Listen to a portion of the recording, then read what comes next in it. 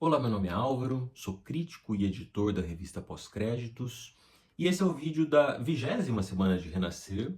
Semana passada não gravei vídeo, né? Na verdade, gravei a entrevista com o Bruno Luperi, por isso não fiz esse acompanhamento crítico em vídeo, né? Fiz apenas em textos e me concentrei aí em escrever a pauta e fazer a entrevista, e aproveito para reiterar os agradecimentos ao Bruno e à Cíntia, que mediou esse contato, possibilitou essa entrevista. Para mim foi uma entrevista muito rica, muito importante e que me esclareceu uma série de coisas sobre a novela, e espero que para vocês também. Então reitero esse agradecimento, e a entrevista está em 3 partes no Instagram e completa no YouTube da Pós-Créditos, tá? No canal do YouTube da Pós-Créditos. E então volto agora à programação normal, falando sobre a semana e sobre, tô com minhas anotações aqui, e sobretudo sobre o capítulo de sábado. Me parece ficar evidente algo que eu imaginava que fosse acontecer em algum momento nessa adaptação. Porque quando disseram que a releitura ia ser feita, soltaram ali que ia ter em torno de 197, se eu não me engano, capítulos, e a novela original tem 216. Eu falei, bom, ele vai aumentar a primeira fase, o Bruno Luperi, então em algum lugar ele vai ter que enxugar. E imaginava que fosse aqui nesse miolo, a partir do capítulo 100, em que de fato eu não considero que há barriga, mas tira-se o pé do acelerador da novela original. Começa a haver uma dilatação entre os grandes eventos e as grandes viradas da novela. E então eu imaginei que a alteração maior viesse agora. E de fato, há um rearranjar das peças. É como se ele pegasse um conjunto de capítulos ali e começasse a brincar de um novo caixa-encaixa, né, das cenas e da narrativa como um todo, né? Um exemplo muito claro aconteceu agora, nesse capítulo de sábado, em que Teca, capítulo 120, se eu não me engano, em que Teca encontra a casa do Bumba, né, do boi Venâncio, a casa de Maria Santa, e tem aquela visão, né, uma cena muito forte, relida agora, mais ainda dentro dos marcadores do horror, né? Do horror não, eu acho que o termo mais adequado é o insólito, né? Esse evento sobrenatural que Teca vivencia, né, a partir da mediunidade que ela tem. E isso, pelas minhas anotações, eu não consegui voltar exatamente a todos os capítulos da original, revi um capítulo específico só, mas pelas minhas anotações da época da pesquisa, isso acontecia no capítulo 112 na novela original. E nessa agora acontece no capítulo 120, né, então um pouco adiante. Só que a cena seguinte, pouco depois, em que Inácia vê o espírito de Quitéria, né, a esposa do boi, mãe de Maria Santa, isso na original só acontecia 10 capítulos depois, no 122. E nessa foi parar no mesmo capítulo, né? Então, acho que isso evidencia esse rearranjar da adaptação, né? A maneira como ele pensa agora em como amarrar essas peças e como eliminar coisas que muitas vezes estavam ali, que seriam gorduras, eu acho que para essa atual versão, né? Outro exemplo, na original, nessa altura, a gente estava ali mais ou menos no momento em que Damião e Eliana vão a São Paulo, fogem juntos, né? Eliana morava em São Paulo na original, não no Rio, e é um momento da trama muito interessante, mas mais como experimentação temática e estilística do que como experimentação narrativa, de fato. Porque há ali havia ali um contraste daquele homem, aquele matuto, aquele jagunço, com a cidade, né? A leitura que eu faço, inclusive, eu faço uma aproximação de um filme chamado O Homem que Virou Suco, sobretudo de uma cena em que ele apanha o facão e desafia a cidade, mas há uma série de outras cenas interessantes. Tem uma que é maravilhosa, que ele está na academia de ginástica acompanhando a Eliana. E aí você vê aquele Damião de chapéu, de cowboy e gola rolê, olhando todos os aparelhos de academia. É, então havia esse contraste temático, né, desse homem, das profundezas desse universo arcaico, né, e desregulado de qualquer lei, colocado na cidade, né, e na maior cidade do país, numa das maiores do mundo. E havia uma experimentação estilística. O Luciano Carvalho, naqueles capítulos, eram, se eu não me engano, acho que 5 capítulos, em que havia esse arco, ele usava a película. Então havia todo um outro batimento para aquelas cenas, uma outra textura, e era muito interessante. Agora, narrativamente, eles meio que voltavam estremecidos dessa viagem, rompiam, né? Damião vinha embora sozinho, e isso abria brecha para o relacionamento entre Eliana e Egídio, né? Que já está acontecendo nessa versão. Porque os dois já estavam estremecidos. Então, eu não sei, Damião até sugeriu isso alguns capítulos atrás, não, eu vou ao Rio de Janeiro com você, mas não sei se isso vai se manter nessa versão. De qualquer forma, me parece que estamos mais adiantados nesse sentido, né? Eliana já está ali prestes a se mudar para a casa de Egídio, né? Muito rapidamente. Então essa é uma outra mudança que me parece muito veemente, tá? Outra coisa que acontecia por agora era a chegada da Lurdinha. Lurdinha era uma moça que chegava para trabalhar ali com o Norberto. Na verdade, ela chegava meio sem era nem beira, ficava trabalhando com o Norberto um tempo e depois ela virava professora. A Lu precisava dessa substituta, descobria que Lurdinha acho que tinha um curso, alguma coisa assim, e ela ia assumindo as aulas. E era par romântico de Ezinho Jupará, né? Essa personagem não sei se vai existir nessa versão. Até agora eu acho que não se falou, não vi nada em bastidor relacionado a ela. E também, né, não sei se faz sentido, porque tudo indica que Zinha se envolverá com Joana, né? O que me parece um casal mais interessante até do que com o Pastor Lívio. Porque na original, o padre Lívio tinha uma coisa muito forte com a questão da vocação e do celibato, né? Até estava relendo aqui umas anotações e Lívio, no começo da novela, falava de Mariana, que Mariana era muito bonita. Depois ele falava, tem uma fala dele sobre Eliana, né? Ele falava que do Egídio se casando, do Teodoro, né? O envolvimento dele com Eliana. E aí ele falava assim, eu sou padre, mas não sou cego. Então, havia uma coisa ali com o celibato que agora não faz sentido, né? Ele é um pastor. Então, talvez, se Lívio e Joana forem se envolver nessa versão, o impedimento acho que vai ter que vir de outro lugar, talvez daquele trauma que ele tem, que o desigrejou, não sei, tá? Então, mas Lurdinha, até agora, não sabemos, não sei se essa personagem aparecerá.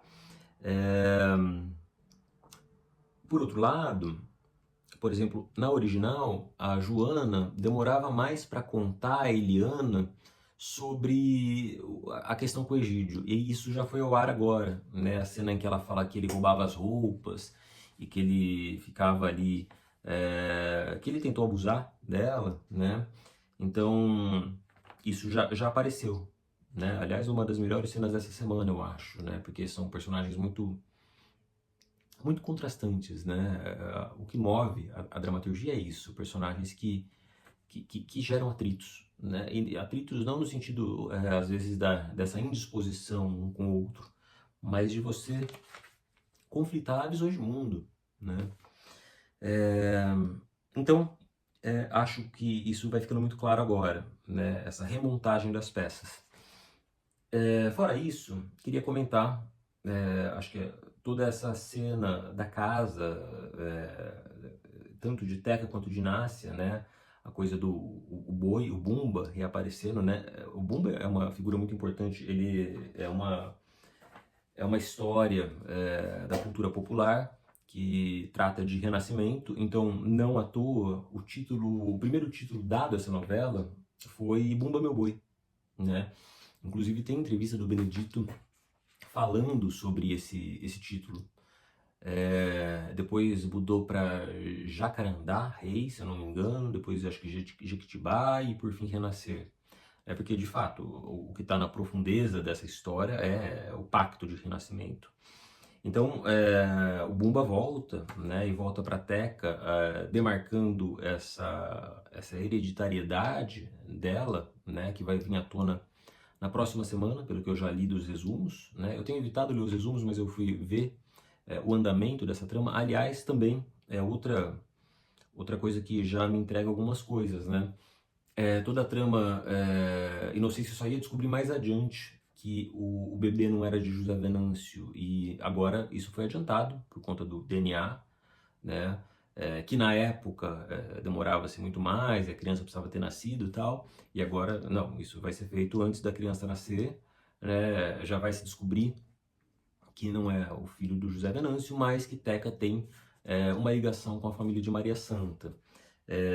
E tudo isso com Mariana já saindo da casa, né? Mariana se separa de Inocêncio agora nesses próximos capítulos, e na original ela demorava um pouco mais. Então, de novo, acho que isso deixa claro essa remontagem. Então, eu gosto muito das duas cenas, né?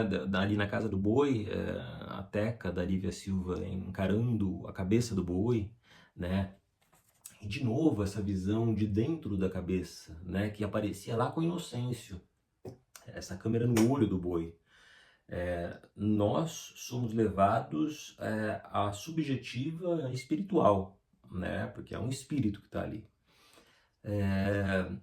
Aí, ao longo do capítulo, tem uma moldura.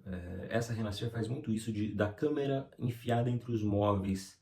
E aí tem uma moldura, se eu não me engano, numa cabeceira de uma cadeira, alguma coisa assim, um móvel de madeira que tem uma espécie de auréola ali, um círculo, em que, de novo, um círculo, na verdade, uma forma ovalada que lembra o olho do boi. E a gente vê até que Inácia conversando, né, nessa máscara imagética. E por fim, a cena com Inácia, né, que é uma cena que já era muito famosa ali em 93, na época que a novela tinha cenas no YouTube, jogava lá Renascer, era muito fácil achar essa cena da casa que roda, na casa que vira o Bumba. Era uma cena muito famosa, né? A Inácia reencontrava a Quitéria, isso no capítulo 122, como eu já disse, e quando ela saía, a câmera ficava dando várias voltas na casa, né? Quase como se a câmera estivesse ali sob influência espiritual. E isso não volta agora, a roda, né? Mas tem algumas coisas que se mantiveram na cena, que é uma cena muito bonita também, a maneira como eles resolveram relê-la, né? Então dessa vez Inácia entra, né? E encontra Quitéria.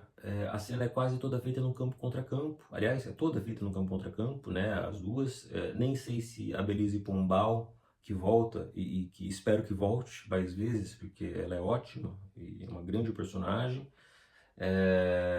Nem sei se elas gravaram na mesma diária, né? Há a possibilidade de que não, de que esse material tenha sido gravado em algum outro momento, né? Por uma questão de agendas. Mas, então, essa cena se dá nesse diálogo entre campo e contracampo, enquanto na original havia uma coisa com a profundidade de campo, né? Você via Inácia mais à frente, mais próxima à câmera, e a personagem da Quitéria, que era feita pela Ana Lúcia Torres, que também é uma grande atriz, aparecia como uma silhueta, mas a gente viu o corpo dela. Ela era uma sombra porque ela estava mal iluminada. Nessa, eles traduziram como uma sombra projetada sobre Inácia, né? E suspendem a aparição da Quitéria. Então Inácia começa aquela conversa, a gente ouve a máquina de costura e a conversa, boa parte da conversa se dá com essa sombra projetada sobre Inácia ali na parede, né? E sobre Inácia e sobre o boi, né?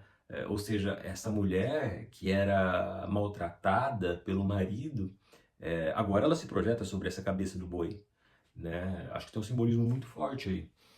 E aí tem a conversa entre elas, né, em que Quitéria prenuncia a morte de José Inocêncio, algo que é dado, acho que já desde o início da trama, né, e fala de Teca, né, o que é uma mudança, porque na original ela nem mencionava, acho que o nome de Teca, ela falava uma coisa que ela não falou nessa. E isso me faz supor que talvez essa personagem volte ou esse dado venha de alguma outra forma. Mas ela falava que Pitoco, na verdade ela não falava de Pitoco, ela falava que um dos dois meninos, amigos de Teca, eram o filho de Moreno e Diocleciano reencarnado. E isso não apareceu nessa cena. Então, acho que essa trama vai ser retrabalhada de uma outra forma, talvez mais gradual, né? Teca vai voltar a essa casa, Teca vai encontrar Maria Santa, né? Porque ela é uma figura central nesse universo, e um contraponto muito importante a Mariana, porque essas duas personagens são duas personagens que, de certa forma, sofreram uma expulsão desse universo, foram parar na cidade, e foram colocadas ali na marginalidade urbana, né? Teca é uma garota de rua, e Mariana tem aquela coisa de perder a casa numa enchente, né? O que também é bem contemporâneo, num desabamento, né? De uma ribanceira, alguma coisa assim. Então essas duas personagens, para mim, elas estão muito conectadas, né? Tanto que a saída de Mariana tem a ver, de casa tem a ver com Teca, né? Agora, acho que na original também tinha. E então acho muito importante o nome de Teca estar na voz de Quitéria, né? Afinal, Quitéria é bisavó, né? Ao que tudo indica, de Teca. Tá? Eu não acho que Teca seja uma reencarnação igual muita gente aventou. Acho que não. Aliás, acho que a próxima semana já deixa isso muito claro já, tá? Então teve essa cena. Teve uma cena muito boa entre Du e Damião, né? Aquela cena em que Damião aparece com a faca no escuro, o que também é um contraponto bem interessante. Essas duas figuras, cada qual com os seus lugares de submissão e opressão e marginalização dentro dos seus sistemas, né? Damião, esse homem que é contratado para matar as pessoas, né? E que de repente tem essa consciência meio que tá lá nos personagens do Jorge Amado, no Damião do Jorge Amado, né? E aí para de matar, mas aí passa essa novela toda ameaçando, e fica essa coisa meio, será que esse homem de fato consegue matar mais alguém? Será que ele é tudo isso que ele coloca, né? Porque hoje ele me parece, né, muito mais ali um fantoche nas mãos de Eliana, né? E Du, esse garoto que tinha um carinho, eu acho que por Teca e tal, mas cujos olhos brilham agora, né? Com essa possibilidade, essa oportunidade de tirar algum, com toda essa situação, toda essa mentira, que também é uma mentira que ganha uma outra dimensão agora, né? Porque nessa altura, na original, havia uma questão com Buba também, né? Com o fato dela ser uma mulher intersexo. Isso não está aqui agora. Então, essa mentira vai para um outro lado, com a sobrevivência desse personagem, Dudu, né?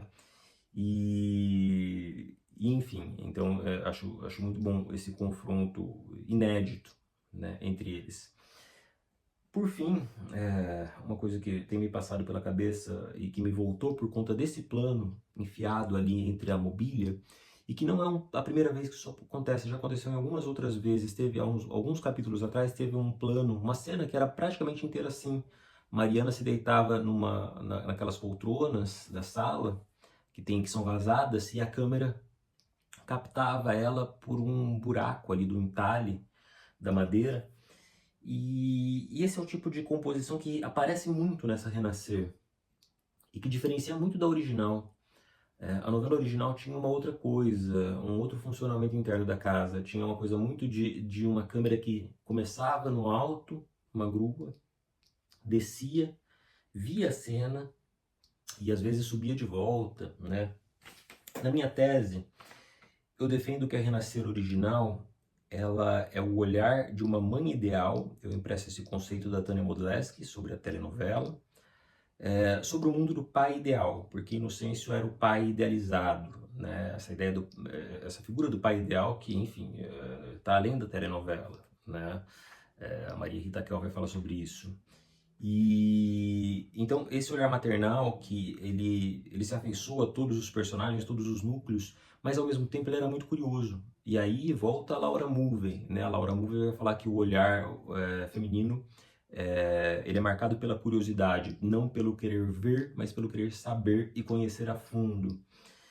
E aí essa Renascer tinha esse olhar muito curioso que descobria aquele mundo, e descobria assim, revirando. Então era uma novela em que a câmera era muito inquieta, né? Ela percorria, ela andava, ela bisbilhotava, e ela era meio errante. Era quase como se fosse uma câmera, um olhar feminino espiritual, que descia do céu, né? Porque essa câmera descia muitas vezes, e vasculhava esse mundo, só que se deslumbrava por esse mundo patriarcal, se encantava, era cooptado por esse mundo patriarcal. Então isso está na minha tese e apresentei alguns trabalhos também nesse sentido depois. Nessa Renascer de agora, essa câmera não existe, essa câmera que vasculha dessa forma errante, e que é uma câmera que sabe muito bem onde quer estar, né? Ela conhece aquela casa muito bem. Isso me veio por conta desses planos de mobília. Porque a mobília, isso qualquer aula de direção de arte fala, né? Todo o mobiliário, todos os enfeites, a dressagem, né? Os elementos de um espaço, eles estendem um personagem, né? Então essa mobília é a extensão de José Inocêncio e Maria Santa, né, que compuseram aquela casa, né, ou de outros personagens, dependendo em que espaço estamos, mas aqui eu estou me referindo mais ao espaço principal, da fazenda principal. E aí me veio muito essa coisa dessa câmera se botar na ponta oposta da mesa, né, oposta ao patriarca, né, geralmente. Isso acontece muito na fazenda de Egídio de Inocêncio, né, na de Diocleciano não tanto, né, há uma equidade maior entre aquelas figuras dentro daquela casa. Então me parece ser uma câmera que, de novo, tem um olhar feminino, que é um olhar feminino que, consciente do lugar em que está e que se senta à mesa na contraposição, no desafio, né? Trazendo um certo equilíbrio, né? Não, esse coronel está lá, mas eu estou aqui para reequilibrar a composição dessa refeição familiar, né? Que é uma cena muito típica do melodrama familiar doméstico, né? Então, tem essa câmera e tem essas câmeras que espionam nos móveis, mas que elas não procuram, elas já estão ali. Elas, quando corta, o plano abre, elas já estão ali bisbilhotando. E tudo isso me levou a formular essa hipótese. Essa câmera que sabe se colocar entre os móveis, entre os espaços da casa, sabe se colocar à mesa, né? E aí eu comecei a me perguntar se essa não é a grande diferença. Lá eu tinha um olhar maternal, idealizado, curiosíssimo, né, errante, que vasculhava, mas que se deslumbrava. Era cooptado. Então, de certa forma, o patriarcado prevalecia. Agora eu tenho esse olhar que talvez seja menos curioso, mas é mais certeiro, conhece esse mundo, esse universo, sabe aonde vai se colocar e por que vai se colocar, e que de certa forma talvez esteja aprisionado àquela casa, por causa dessa coisa, dessa relação com os móveis, com o que é físico, com o que é material dessa casa. E aí fiquei me perguntando se o conceito dessa Renascer não é o olhar de Maria Santa, olhando e contando essa narrativa, só que uma Maria Santa menos ingênua e mais consciente, né, do que a da original. Uma Maria Santa que não vai se deixar agora como narradora se deslumbrar por esse universo e vai reequilibrar. Tudo isso é uma hipótese, tá? Mas eu gosto de fazer esse exercício de pensar o conceito dessa direção que evoca algumas coisas da direção antiga, mas que por outro lado tem uma personalidade muito própria. Acho que é algo a se aprofundar, né? Se essa Renascer não é mais só contada por um olhar feminino de uma mãe idealizada que poderia ser Maria Santa ou qualquer outra, né, que é atraída por aquele universo. Acho que essa Renascer talvez seja contada pela própria Maria Santa, que conhecemos e que conhece muito bem os meandros, os pontos de vista desse universo. Tá bom? Falei demais. Até semana que vem. Tchau.